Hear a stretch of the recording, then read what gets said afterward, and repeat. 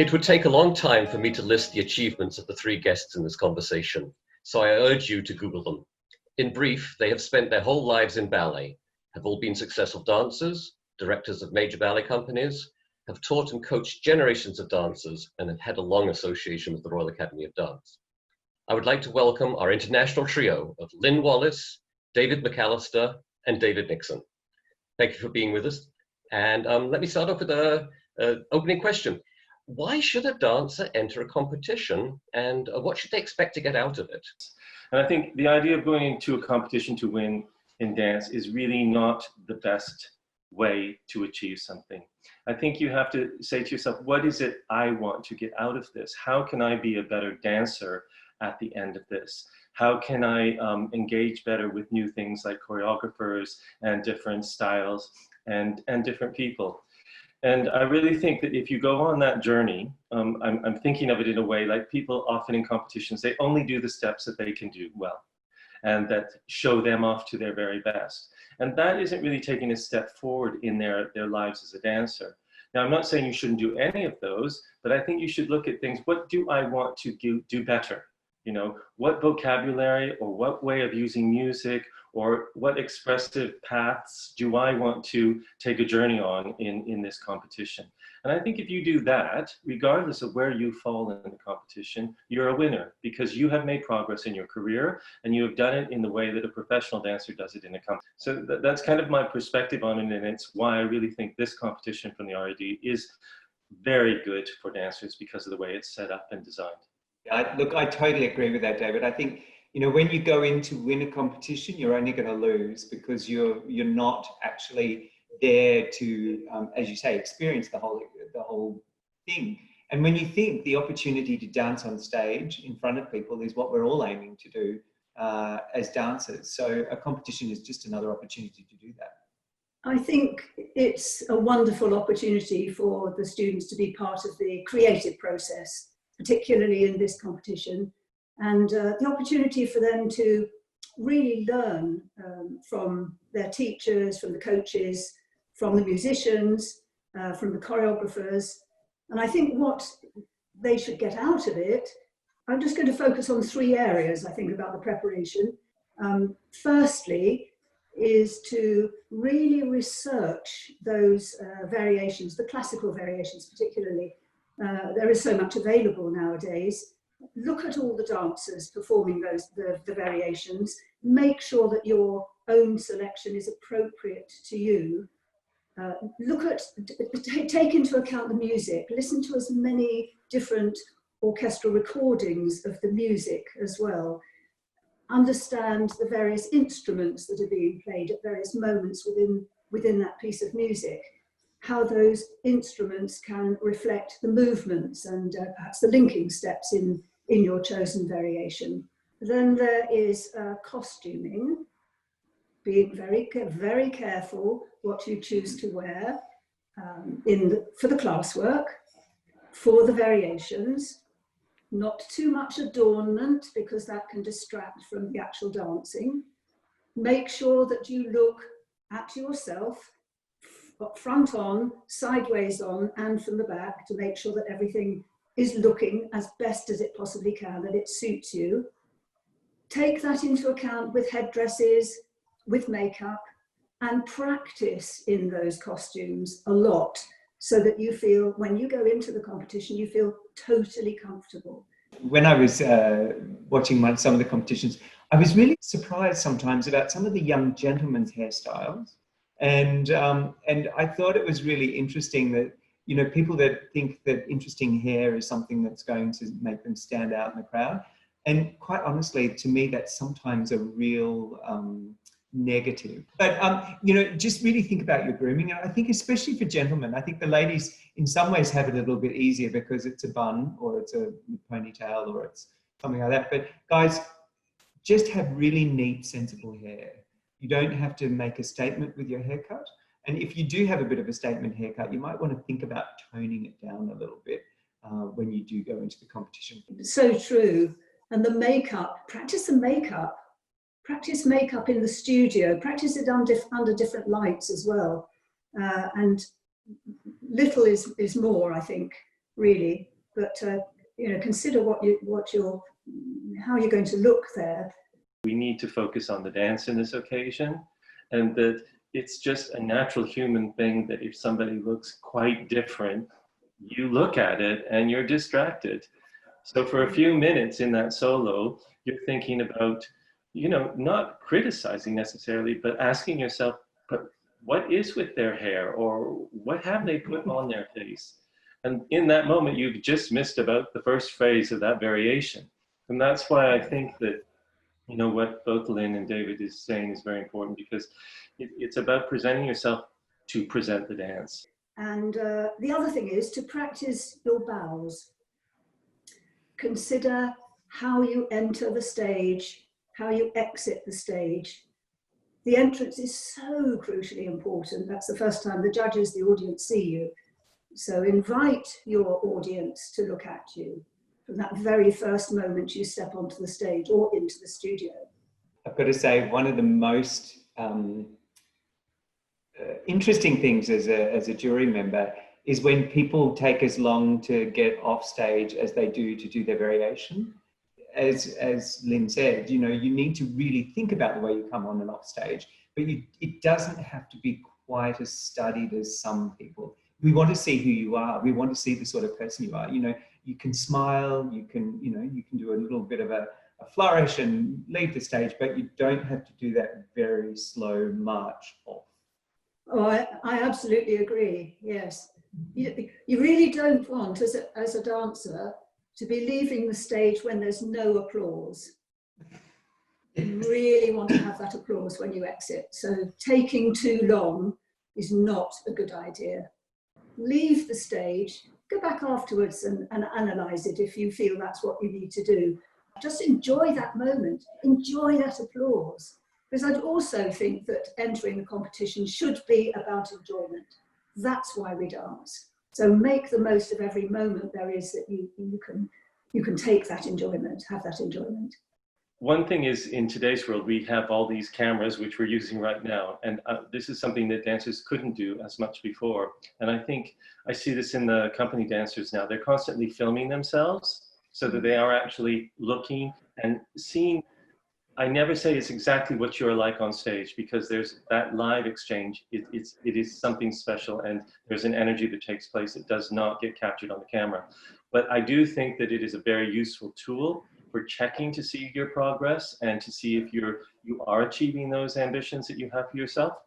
I think the other thing that, as a performer, stamina. You need to know that you can get through that variation 2 times through comfortably, so that when you go on stage, that isn't the worry whether you're going to make it to the end. I think the other thing is that you have to be aware that you are performing. That, like Lynn said, what I often say at auditions with the dancers is that they're not showing me who they are and why they love dance. And ultimately, that's what we as directors are looking for, because we want audiences to be moved and touched. And the only way that that happens is when people give of themselves. And so I think that it's really important that the dancers realize that who they are and what they have to say is why they're dancing. It's not about executing steps. The steps are a means to telling stories, to expressing emotions, and to saying why we want to be there on stage. And I think that's very important in the process. That's why I worry when they get stuck on how high their leg is, or how many fouettes, or how many pirouettes. That is a nice element, but that isn't what dance is. So you had raised a little bit about the different things that they will encounter. Obviously, a lot of people have rehearsed in their own studio. They feel comfortable in their space. And they come to an event like the Fonteyn, and it's different studio space, it's different people around them, it's a different space to perform in. So can you talk a little bit about the sort of the elements that they may experience there, and how best to deal with those? This is what we deal with all the time, especially if you're in a touring company. You arrive at a theatre, you sometimes may have not danced there before. You have to find your way around the theatre, you have to find, the different dimensions of the stage, and you have to do it really quickly, because that's what you're expected to do as a professional dancer. And that's why going to a competition as a student or an aspiring professional is so great, because you get that life experience of walking into a different venue, you're surrounded by people you don't know many times. And as Lynn mentioned, you know, often it's different people coaching you, and you've got different pianists playing. It is a great opportunity. It's a really life experience to have that in a ballet competition.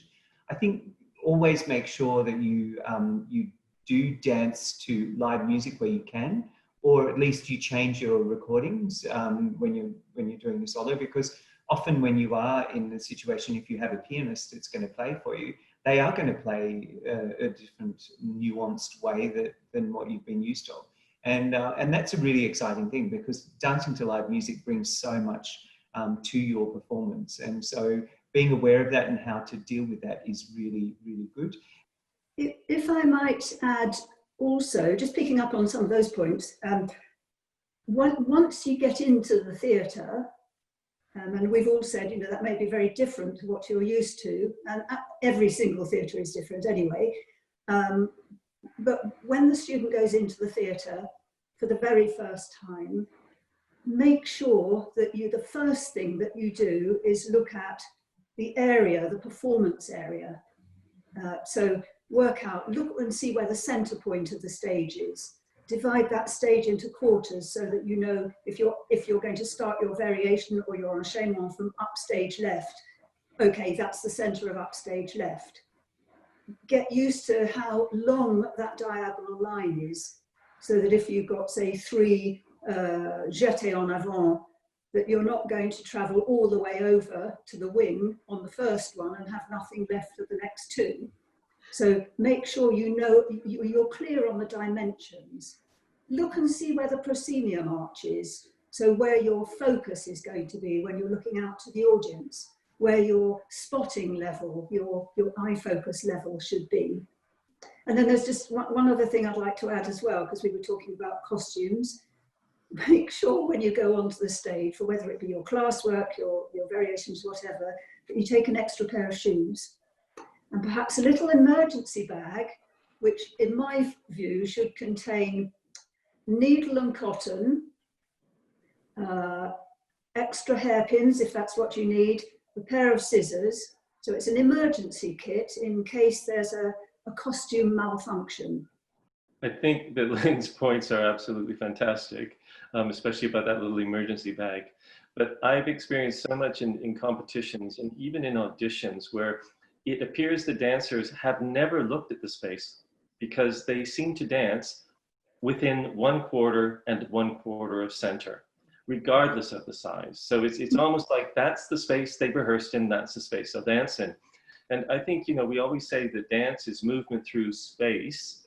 And, you know, like David said, we both direct touring companies. And what's amazing about the dancers is how they use that space. So another element that is probably new to a lot of the competitors at the Fonteyn is there is obviously new people teaching class, and there's a choreographic element where everybody's learning a new piece of choreography, and not in a long amount of time. So a lot of students have probably spent 6 months preparing for the one solo that they get to perform, and they work consistently with their own teacher. How can you get some suggestions about how people should mentally prepare for this sudden change of personnel that they're working for? And we all have different learning styles, so how to feel comfortable with your own learning style within a different kind of environment. So I think the most important thing is when you go to the competitions and you have these different teachers and coaches, and also working with a choreographer. I know myself, when I was a kid, we did a lot of syllabus work, and I didn't really have that opportunity of doing free classes.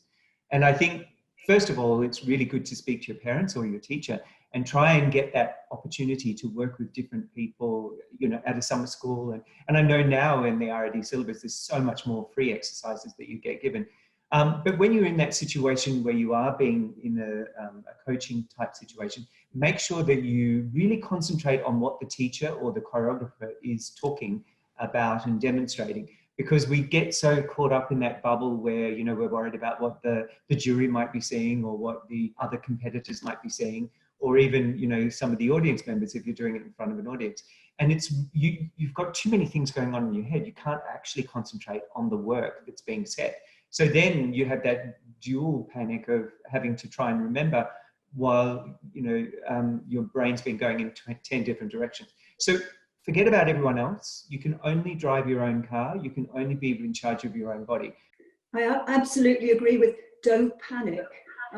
I found as a student that I took quite a while to learn things. Once I'd learned them, it was fine, but I seemed to take longer than everybody else.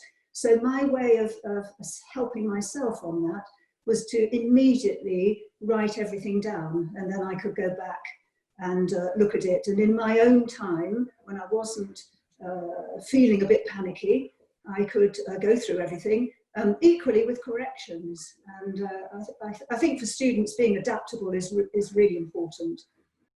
I think that Lynn's right. I find a lot of dancers write things down at the end of the rehearsal if they don't have those kind of memories that they feel that they can retain it. I think that David's absolutely right. Just relax. Like when you're nervous, you can't absorb anything because you're in, as my wife would say, a state of panic, and you're not behaving in the way you would normally. So I know it's easier said than done, but you need to practice it. I think the other thing is being really open. Like you have to understand that there are many ways of saying things, as Lynn said, but there are many ways that people like things to be done. And you're going to be asked that as a dancer. I mean, you are going to be asked to change things, and it's not always, you find the way of doing it in which it feels right to you, but you still have to listen to those things and adapt. I think the other thing is often dancers only focus on the feet. So somebody's setting a combination or they're working on choreography and all you're picking up is the footwork. You need to look at the whole picture, and you need to look at the feeling of the person doing it. What is the feeling you're getting from that body? And the other thing is don't immediately jump into doing it with them, because the minute you start doing it, they turn one way, you turn upstage, and you've missed the next steps because you're not looking at them. So I think really putting your attention on them calmly, looking at the whole picture. And then, as Lynn said, if you need to, and write it down later, as David said, you need to reflect on it and, think about it so that when you come back the next day, you're not worried about it, that you're moving on to the next step. Stepping back a little bit, can you give a little thought about finding the right solo for yourself? So I know I said that you should go into a competition working on things and having an aspiration. But at the same time, for instance, if you have a very weak jump, don't pick a solo that's only jumping, because you're really not going to make it. Or for instance, recently I saw that many people were picking solos that had turns in that they couldn't do at all. So every time, and often in these classical solos, for some reason or another, we have to repeat things 3 times. So if you can't do a step, we see it 3 times that you can't do it. So really think about a combination of, when you're picking those solos, of how it fits you and what you can gain from it. And there's a combination in that, I think, to be met. I totally agree with what David said. I think sometimes we have an idealized opinion of what we would like to look like when we're dancing a solo. But you have to be really, really honest with yourself and really, face yourself in the mirror and go, is this putting me at my best advantage? And am I showing off all the things that I can do well, as David said? If you're not a great turner, work on it in class, but don't pick it as your variation for the competition. But from a judge's point of view, what do you think makes a successful candidate? We've talked a lot about being very receptive, being focused, observant. All those things set the pathway for a successful candidate, I think. Proper research, as Lynn did, choosing solos that are appropriate and yet they have some element of ambition to them. I think, you see, the thing is, at the end of the day, many people can do the variation. The winner will be somebody who makes choices artistically, especially through music, through texture, through dynamics. When people are really authentic on stage too, you get it, you understand when you see someone that, as David says, they're making choices, but they're making their own choices. They're not making choices that their teacher might have told them to do or that they've seen on YouTube. There's nothing more disappointing than when you see a dancer in a competition that's basically stealing their performance from, you know, Marianela Nunez or, you know, Carlos Acosta or, you know, Sylvia Guillem. You want to be 100% authentically yourself. And yes, look at all those variations and do the research and, you know, think, oh, how would I do that? And I think for me, musicality, you know, musicality, people who listen to the music and embody the music, as George Balanchine says, not just dancing their own rhythm, which bears no relationship to what the music is telling them to do. Arrive with an openness to receive the information. You know, the special thing about this competition is that you'll work with several different people, but also your colleagues. I mean, look at the other guys in the competition.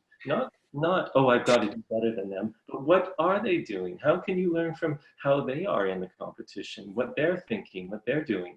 You know, each of them has also prepared and has also thought about it and is coming with something hopefully to offer and say. And, you know, that kind of thing of learning from each other, as I think in this competition, is another element that I'm really proud about, because I think that, you know, it's that camaraderie. Yes, somebody has to win. I mean, that's life.